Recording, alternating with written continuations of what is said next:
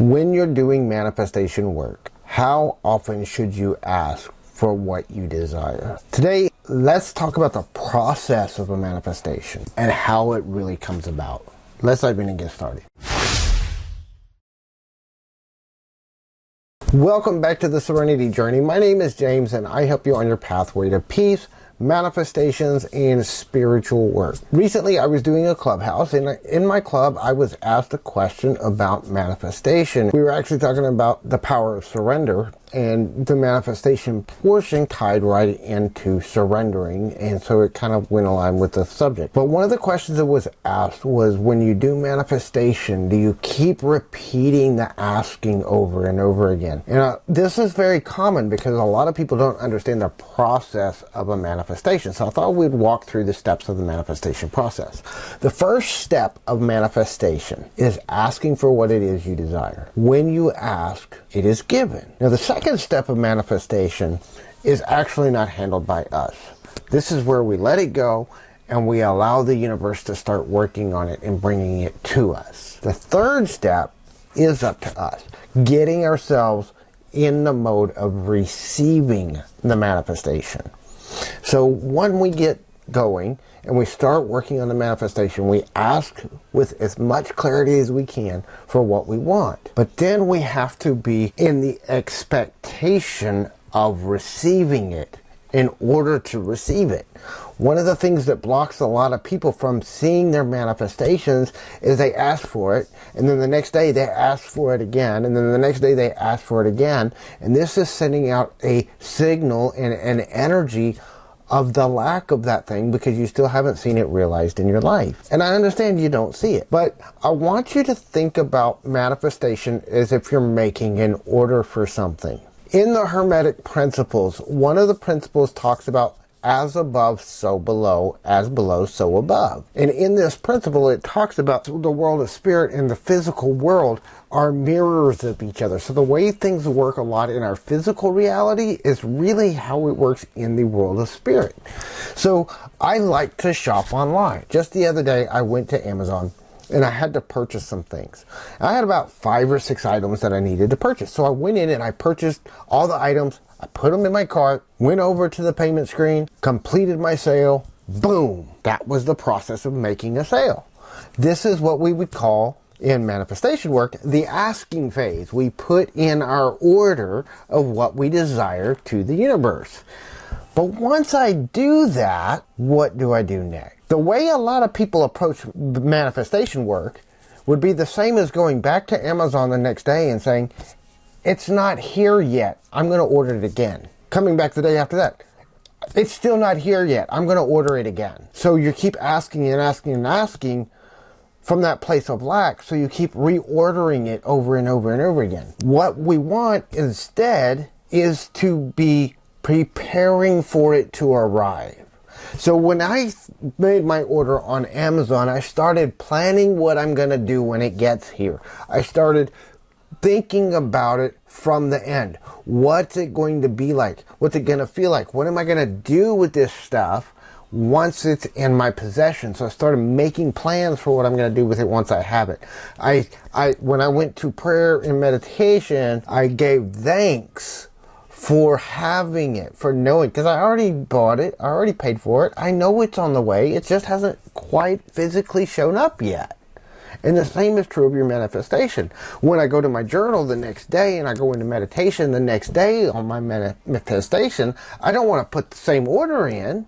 I want to give thanks for the having of it. I want to manifest, I want to meditate on, okay, what's the proper way to use this? How am I going to use this? How am I going to set this up?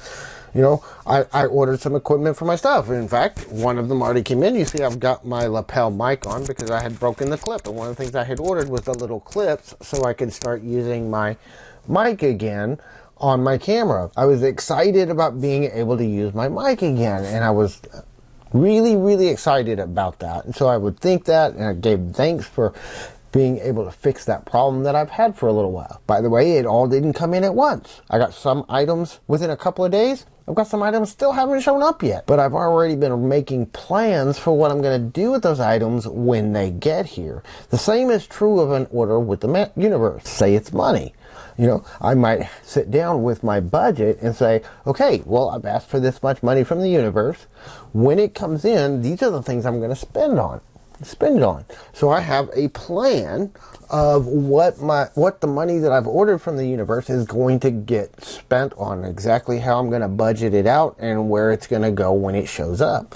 When I did this, when I was getting out of debt, I actually had a debt plan with rewards for myself and my family in between paying off each one of our debts. So we had a plan and we said, okay, this is the debt.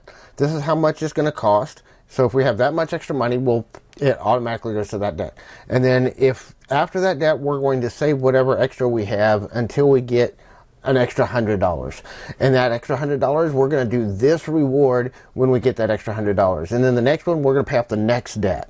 And that next debt may be $300. And so when we get that extra $300, we pay off that debt. And then when that debt's paid off, then we're going to do another reward for the family. And that reward's going to be $150 or $200. And this is what that reward's going to be. So we planned out ahead of time, along with some rewards in there, so that we didn't feel like we were choking ourselves. We didn't feel like we were just hammering away on the debt and we had no relief at all. Every time we had a small victory, we would celebrate that small victory, but we had a plan on how we were going to do that. In your relationships, if you're trying to manifest the right relationship, maybe you start writing in your journal all the things you want to go do when that partner shows up, or when that relationship starts working out the way you want it to work. Maybe it's in your business, and when your business starts taking off, so you have a plan for what you're going to do once your business starts taking off. If you're a content creator like I am, I already have plans written out for what I'm going to do to expand my channel when I get to certain milestones. You know, one of the milestones we're trying to hit right here on our channel is 500 subscribers, so we can have the community tab. If you're not already subscribed, hit the subscribe button below and help us reach that goal. But when we get to that 500 subscribers, I've already got a plan on how I'm going to utilize the community tab. I know it's coming. I know we're getting closer and closer, even though sometimes we're inching our way up there. But I have a plan already in place. I already know how I'm going to use the community tab. I'm excited about it. I'm thinking about how I'm going to use that community tab as if I already have it. In my mind, I'm imagining that I already have it. Check out this video that I did the other day about using your imagination as a tool for manifestation. So one of the things that we go back to is, as we do this, the more excited we get, the more we get into the higher emotions, excitement, joy, appreciation, peace, love, unconditional love. The more we get into those highest emotional states, the more energy we pour into the manifestation, into the receiving of it, and the faster it's going to track to us. If you're working on your manifestation, stop thinking from the lack of it. Once you've done the asking, switch your thinking to the having of it. Start looking at it from the perspective of, now that it's on my way, I'm going to do this. I'm going to be able to do all these things. And then when it does show up, you're already prepared. You're thinking about how you're going to use it, you're feeling it, and you've already written out a plan. You start telling the story of how you're going to use that stuff. When you're talking to people about it, talk about it as if it's already coming. So accepting that it's already coming. Yeah, when it gets here, this is exactly what we're going to do with it. Instead of saying, I don't know, it's not here yet, it hasn't shown up, I've asked for it and I just can't see it, it's not coming, there's no opportunity for it to come. As long as you're telling that story, you're actually creating resistance to it showing up in your life.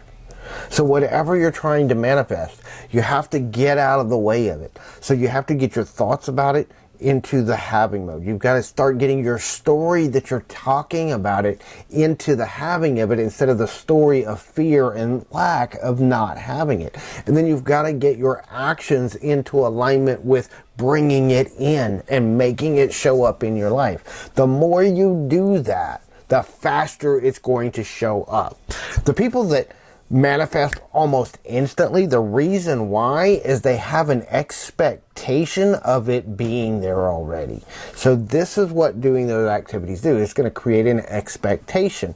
If you want to know more about manifesting, make sure you check out this video right here, and we will see you over there. Have a fantastic day. Go with peace and love.